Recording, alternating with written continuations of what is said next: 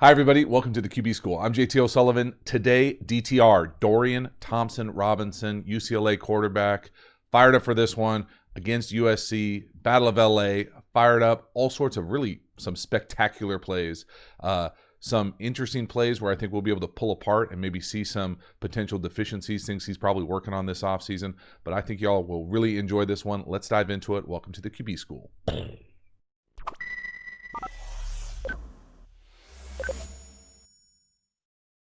All right, you dig this kind of content and you haven't already, please subscribe to the channel, hit the bell, get the notifications, let you know when we go live, when we put out new content. I really appreciate the support for the show.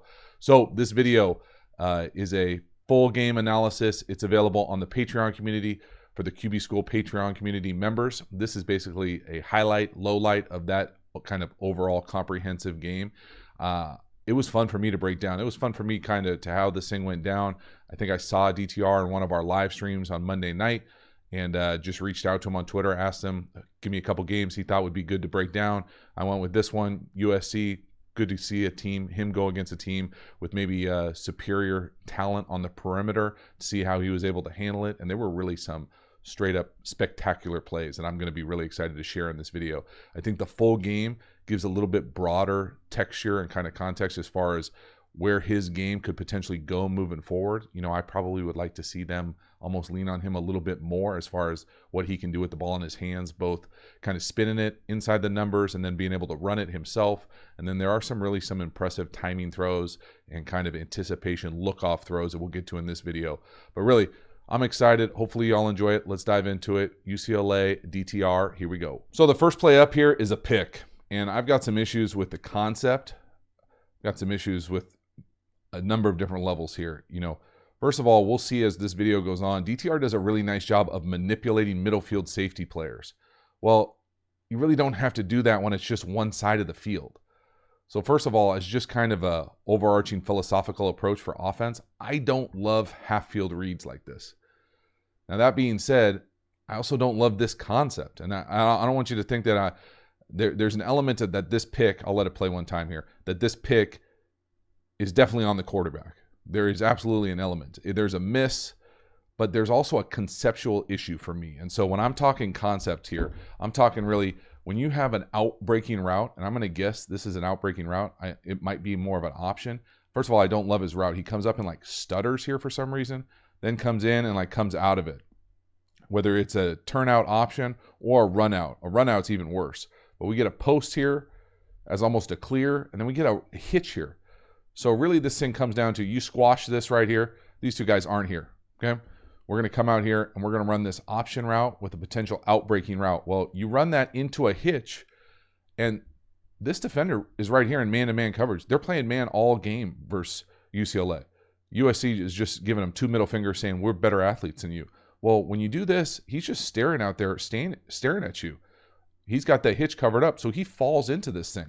The ball brings him a little bit outside. I bet he misses it a little bit. But as far as the construct, the play design here is really wanting, in my opinion. So watch it a few times here. Watch the number 3, run that little stutter. Out. I mean, it's a cool route. It really is if it was one-on-ones. Well, we don't play one-on-one. The concept of now the hitch on the outside, you know, he's locked up. That's a terrible man route. You got to have some sort of jerk element where that hitch now runs in on the 25. Well, he goes to let that thing go. It's open. If he throws it right at him, he gets it. But he leads him a little bit, and the corner falls off.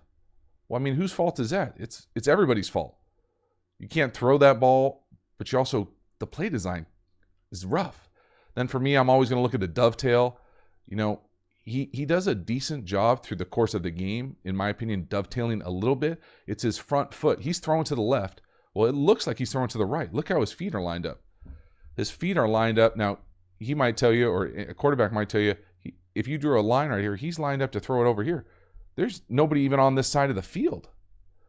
So I get it using your eyes to manipulate the middle field player, but if you're throwing an out to the other side, you don't need to manipulate the middle field player. You need to get your feet lined up to throw the out. So the footwork at the top for me was wanting. Again, it's just a lot of extra hitches. Look at the wasted motion here at the bottom half of his base. He's got a great base, no heel click, all his cleats in the ground, but about 5 extra hitches. And so you combine that with a double move, option route, or out route into a hitch.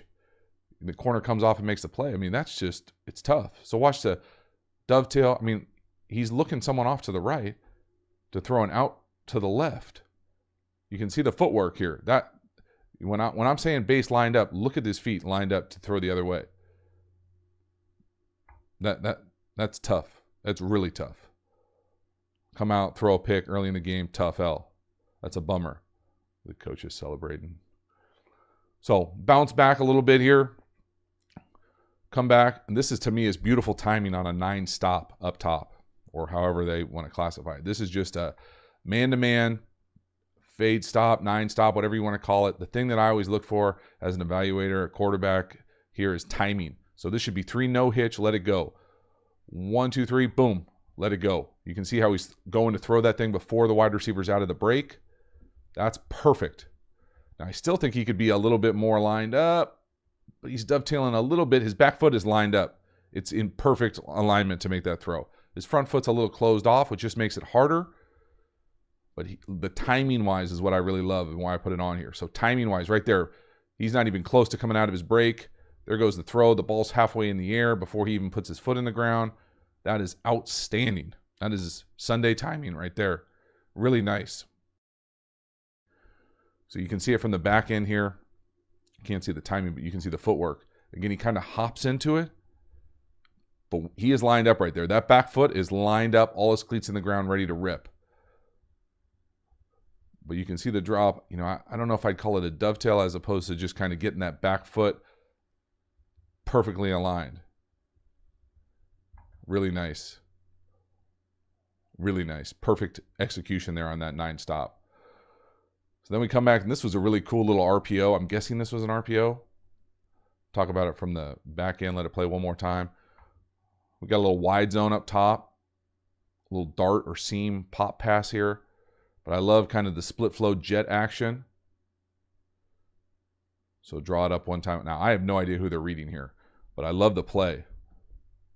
So it kind of goes with this jet sweep motion. So he's coming across, and he's going to run like a little swing or bubble. The ball's going to go to this pop pass right here. We're going to get a little short in out here. We are then going to get what I'm going to guess is the RPO going wider outside zone here. And I can't tell you who they're reading, whether it's here or middle field open back here. But he does a great job of being able to see it. It's even a better shot from the back end. This is an excellent, well-designed play. If I'm going to get on him for poorly constructed plays, I'm going to tell him that this is an outstanding constructed play. I mean, look at it. It's a thing of beauty. Split flow action, pop pass. I mean, whew. You love RPOs, you're going to love this concept right here. Looks like he's reading 26, except they're going the opposite way. And it's just hard to get a beat on who he's reading. Because if you're reading one of those specific players, I can't tell you who tells you to throw this ball. But I can tell you that the spacing of it and the design of the play is amazing. You'd love to see that tight end almost go a little bit more vertical, run down the hash. He bends it in right there, and the ball, it looks like it's kind of a poor throw, but for me, he's throwing it where it should be thrown, and that tight end is bending it in too much. But man, if you love RPOs, you love that. All right, take a moment here, just talk about the RPO course. Brand new this month, QB School. Basically everything you ever wanted to know about RPOs. So we've shown some great RPOs in just about every video on this channel, but now there's this opportunity to kind of go even deeper and really work towards mastering RPOs. And so if you're interested in basically elevating your football IQ, learning as much as you possibly can, especially about a concept that kind of gets tangled and isn't really well understood across the board, whether you're listening to a broadcaster, whether you're talking to your friend, whether you're on the couch, whether you're a coach, whether you're a player, there are probably elements of it that you probably have questions. And this course, in my opinion, goes as deep as you can find, over 6 hours of video content. If you love the QB School channel, you will love this course, over 70 plus images. So really a deep dive on many different levels. I would be really touched if you check it out and enroll. I appreciate it. Thanks so much. Let's keep the video going. So the next one, and this is to me is something that came up a handful of different times. Again, I don't know, it's hard for me without being in the quarterback room to tell you who's at fault here. Because to me, this is a hot. Okay, they only have 5 people blocking. Their center is turning to the left. They're going to be hot to the right.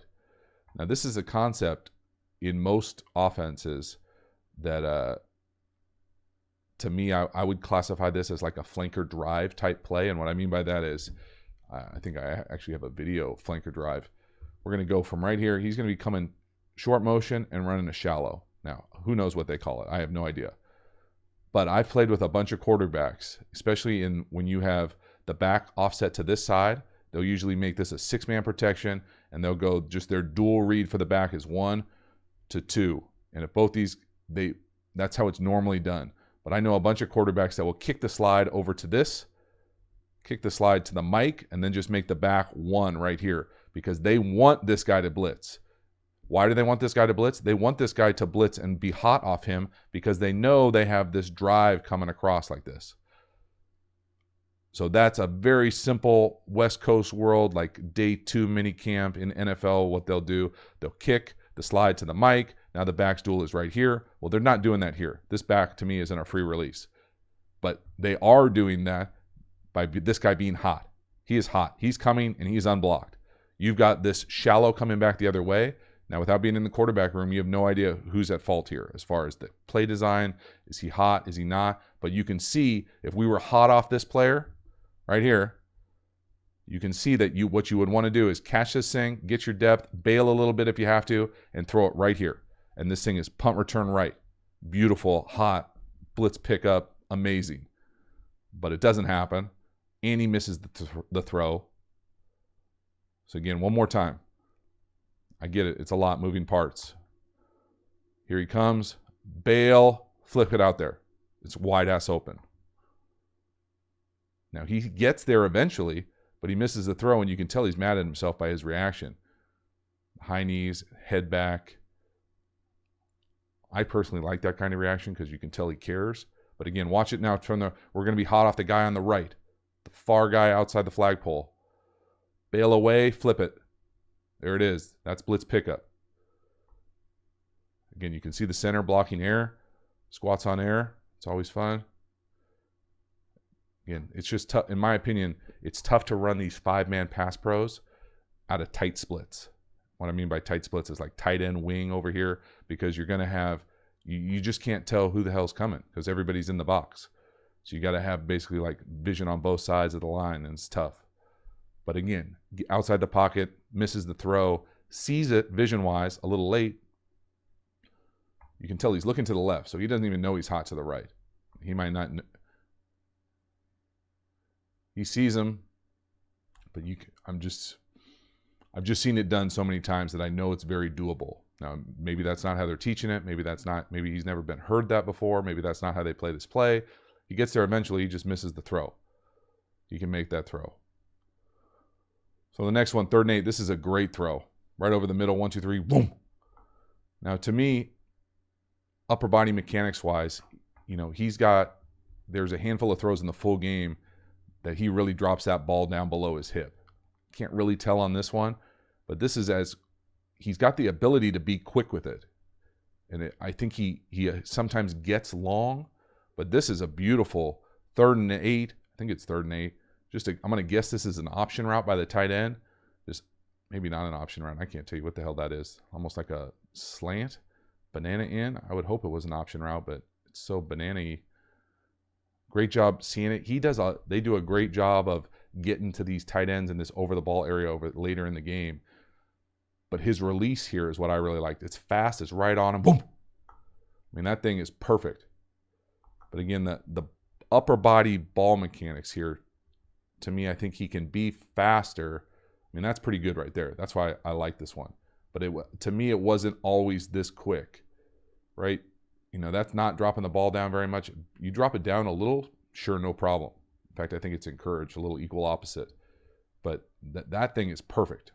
So he's got the ability, the velocity to make these throws. I would have liked to have seen them do this more, and I think they do it a little bit more later in the game. Right here, this is one of my favorite plays. He's looking off that middle field player, ripping a seam or post. I mean, his eyes are elite right here. Now, you could also make the argument that this is terrible safety play, but I think his eyes are better than the safety's bad play. We'll look at it from the backside. It makes it even better. Just looking at the routes here, This is just a flat curl down here to the bottom with a clear post. And he sees it and rips it. The curl was going to be there too, but from the back end, this is elite. This is special kind of football vision. Watch his eyes. Hold 15 to our left, his right. 1, 2, 3, no. Whoop. Come back. Rip. Oh, yes. Yes, please. 1, 2, 3, no. Back. Boom. I think you could almost make the case that it was a hitch late too. Just a tick late. Usually when you look people off like this, when you hit the back foot, you want to be at to where you're going to go.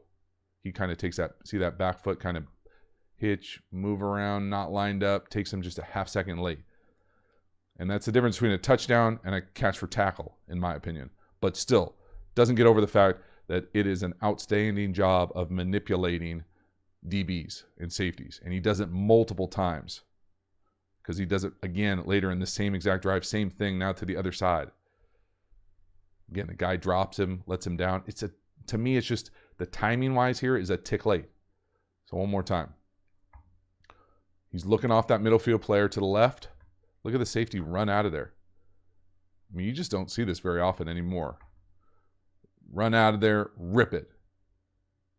But again, footwork wise, see if we could clean it up and get it out one hitch quicker. 1, 2, 3. See that little back? Whatever this little back shuffle is. So he goes, puts his third foot in the ground right there. Boom. Now get over, back over to the right, and let it rip, as opposed to shuffle back, let it rip. Almost like a hitch late there for me. But you got to catch it. I mean, it's literally rifles it right on the guy's face and he drops it. Again, watch the eye manipulation. Looking left, back, right, boom. See if we can see if he drops the ball down when he goes to throw it. To me, this is a little bit more of a longer one. And maybe it's on the longer throws that he kind of drops it down. I don't think he has to. I think he's strong enough where he can clean up the upper body mechanics, the arm action just a little bit and be a lot more efficient with his accuracy, quickness, timing. But I mean, shoot, hits the guy right in the chest. You got to catch it. Then this is a 4th and 17. And they're down 17 late in the game, fourth quarter. Got a chance here. 4th and 17. Okay, to me, this is almost like a Y option play up top on the logo with potential comeback down here to the bottom. If you went 1 to 2, you maybe throw the comeback here. But I'm just going to let this thing play because this is magic. There's no, should have done this, should have done that. You convert a play like this by doing stuff like this. It's pure magic. One more time, all the way through, me being quiet.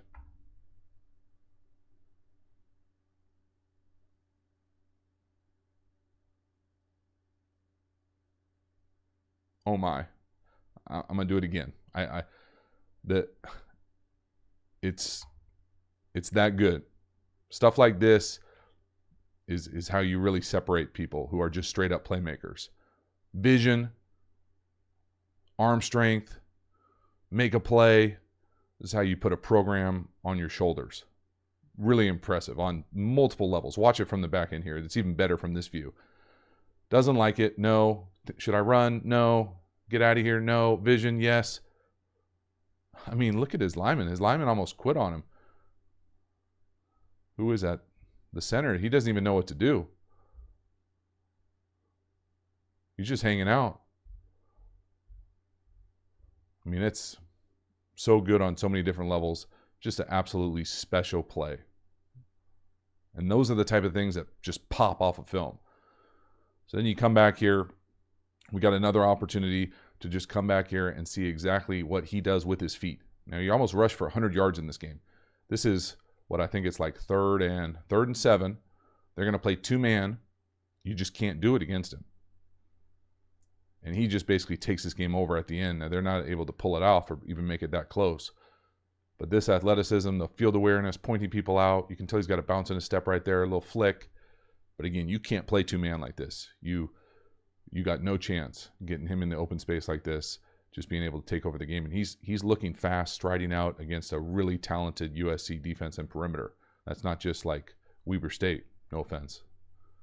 Okay, but then this is the last play that he's in there for the game. This is a 4th and 7. So he already knows how to make plays on 4th down. Now, there's nowhere to go with the ball. No one's open. No one was open the entire game on the perimeter. They just played man and gave him 2 middle fingers. But right here, it's 4th and 7. You got to throw it. You must throw it. You cannot, right here, you cannot throw it away. And so to me, it was disappointing just decision-making wise. Never throw a ball away on 4th down. I get it. You don't, you're so trained to not make a bad decision, but you got it on 4th down. You can't lose your mind like this right here. You got to find a way and just throw up a jump ball. Boom. Whew. But this game was a lot of fun for me to break down. I'm a big fan, DTR, as far as what he's able to do playmaker-wise. I think he's got an opportunity to really make a significant jump as a kind of a pure passer, just because of the upper body mechanics and how he would kind of get long and kick it down. But then at the same time, there were certain throws over the middle where he really shortened up, tightened up, and it was able to kind of to do a lot of good things over there. I just think that there were some times as far as the timing where it looked great on the 9 stop, and then there were other ones over the course of the full game where you're kind of like, just get it out just a little bit quicker. The hitch, the precision in the passing game didn't look like it was either he trusted it or was really locked in on the same page as far as some of those throws. But at the same time, looking off safeties, coming back, ripping seams, the velocity, making massive plays on 4th and 17. Really cool. So hopefully you enjoyed the video. If you did, you want to see the full game, get over there to the Patreon community, check it out, support the channel. If you really want to master RPOs, get over and check out the course. The course is in the description. Thanks again. I will see you next time. Have a good one.